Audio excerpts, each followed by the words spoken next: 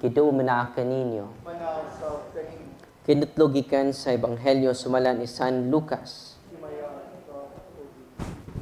Nagkaduol na si Jesus sa syudad o sa iyang pagkakita niini mihilak siya.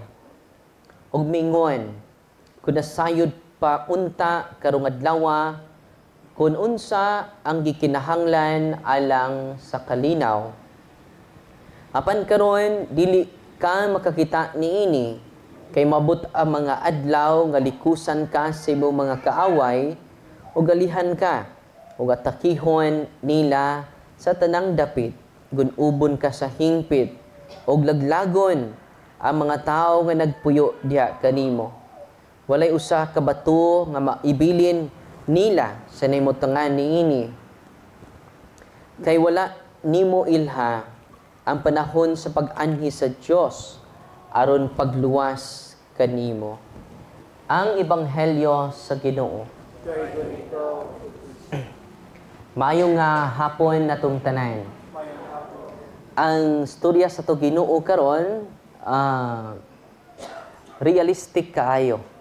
Kay ang Jerusalem nga maunta ang iya katawhan wa mo dawat sa iyaha. Unang nihilak ang ato Ginoo sa atong Ebanghelyo karon.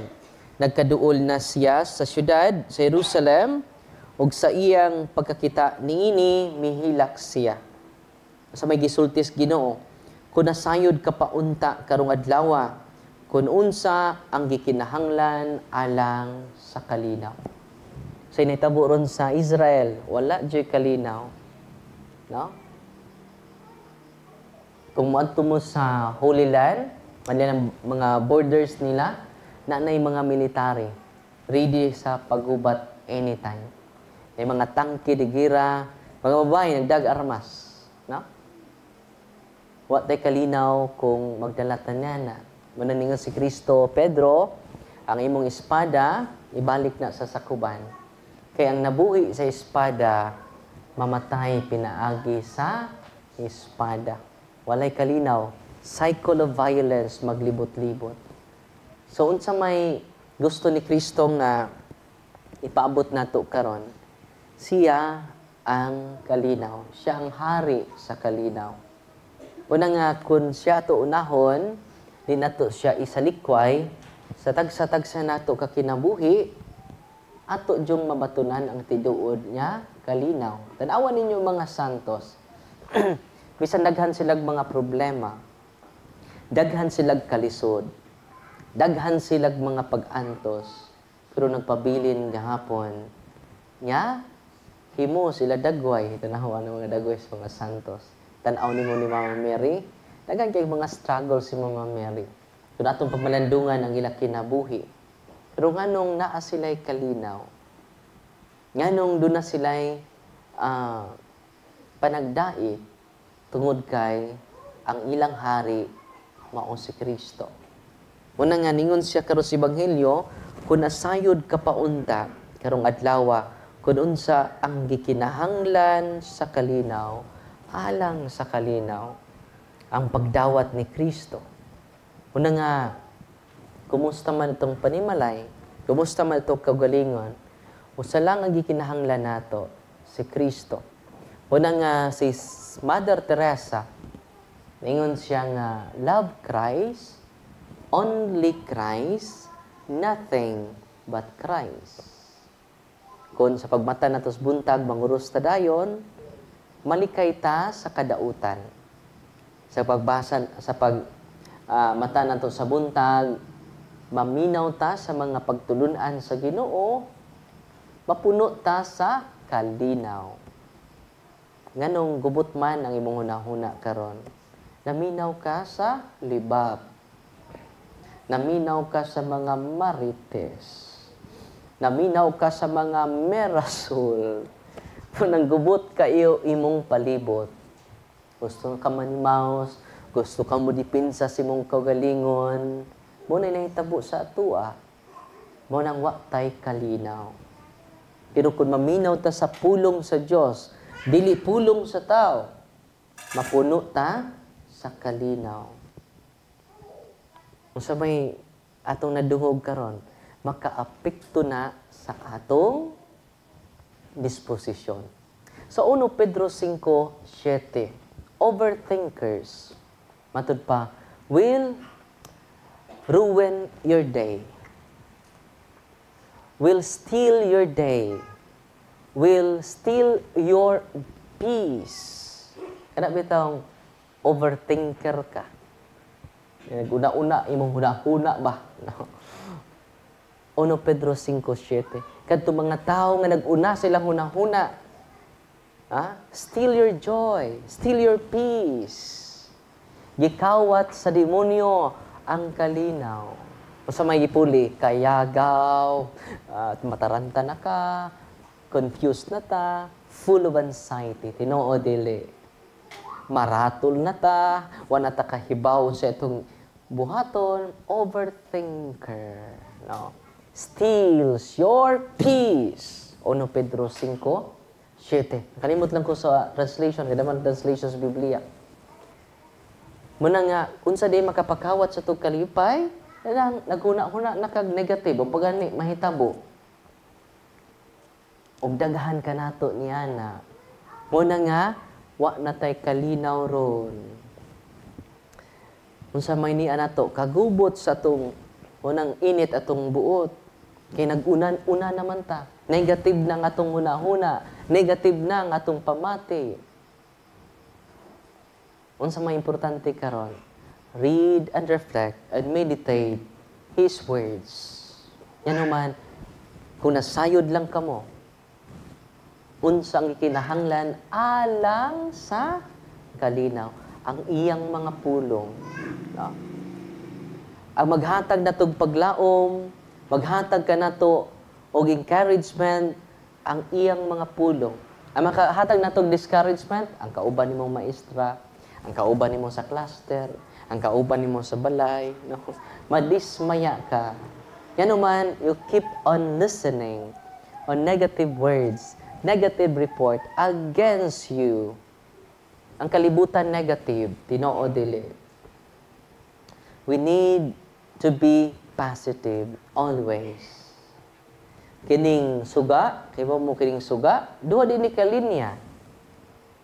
Sa kalinya negative, ang pikas linya positive. Kung sa'yo mahitabo, nga usal lang pariha ang duha ka linya. There's pikas linya positive, there's pikas linya positive. Why lie? There's no light. Tinoo dili. Yung pikas linya negative, pikas linya pod negative. There's light? No. Dili nakasiga ang suga. Kinahanglan gayud appeal ka na sa atong natural process.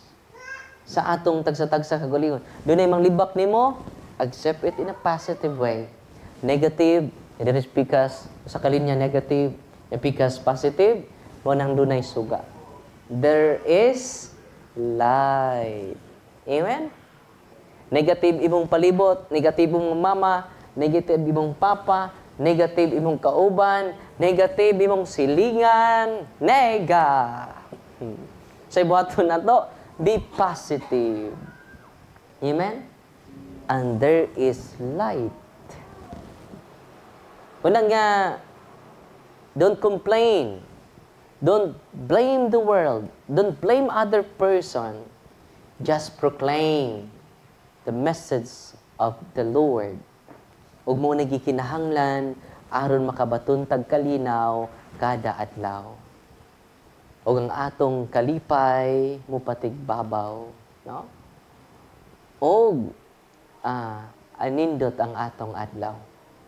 Don't allow Satan steals your peace. Si Kristo ra ang makahatag natog tinuod nga kalinaw. Kunang mingon si Kristo karon, kay wala manimo ilha ang panahon sa pag-anhi sa Dios aron pagluwas kanimo. Until this very moment, the people of Israel continue to reject Jesus. Wa pa jud mo dawat sa atong Ginoong Hesukristo. Munang hangtod karon wa sila kalinaw. Grabe kay no? Ang ilang gibasihan sa ilang aron makabot nila temporary peace. Superficial peace. Usa man sila sa mga banggiitan kayo, ilang mga gamit sa panggubat. Grabe kaayo. Expert kaayo ang mga Hudiyo ni Ana. Lisod sila pildihon, pero wa sila'y kalinaw. No? Unang pinitandi nimo ang simbahan o ang kingdom of David, kingdom of the Davidic kingdom o sa Messianic kingdom ni Kristo, opposite kaayo. Wala na'y armas. Ang sa tupapa walay armas na. Yan ang mga Swiss Guard, din na armas. No? Walay pistula. No? Kaya ang atong weapon, ang atong proteksyon, ang hari nato si Kristo. Ang iyang pag-anis kalibutan, aron pagluwas, dili aron pagtiwas. Muna iyang tuyo nga ni anhi sa kalibutan, dili aron paglaglag, o dili ang pagluwas sa tanang mga kalag. Muna ang gusto sa ato Ginoo. Muna nihilak siya. Ang tanaw sad siya nato, nihilak sad siya. Yan naman, puno man ta sa kagubot, puno man ta sa kayagaw. No? Kung nasayod lang mong tanan, nga niya din karon, kung unsa ang gikinahanglan, aron magkabot ang tinuod niya kalinaw. Bana versus asawa, anak versus inahan, tatay versus anak, ugangan versus umagad, puno sa kayagaw. Ibaw mo kinsay pinaka peaceful nga magtiayon? Ibaw mo si Adan ug si Eva. Mamo kay baw ngano nga peaceful ilang family. Wa man sila'y ugangan. Mo nang peaceful ilang family. Bitaw, usa lang kinahanglan aron makabot nato ang tinuod niya kalinaw, ang pagpamati sa iyang mga pulong ug ang padawat ni Kristo nga mao ato Ginoo. Amen. Manindog kita ato karon.